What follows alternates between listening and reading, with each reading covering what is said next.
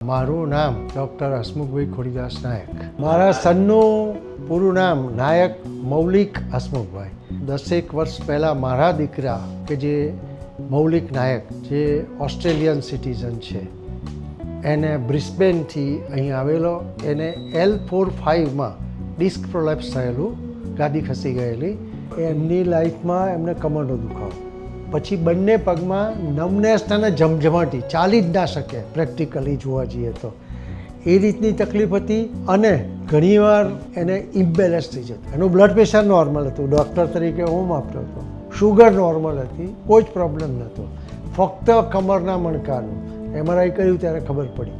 અને એ પછી મને મારા દીકરાને ઓસ્ટ્રેલિયાથી બોલાવી અને માઇક્રો સર્જરી દૂરબીનથી કરી અને એની ગાદી સરખી કરી અને કમ્પ્લીટ ક્યોર કરી એને મોકલેલો. અત્યારે એને કોઈ જ તકલીફ નથી. આજે કદાચ 8-10 વર્ષ થઈ ગયા.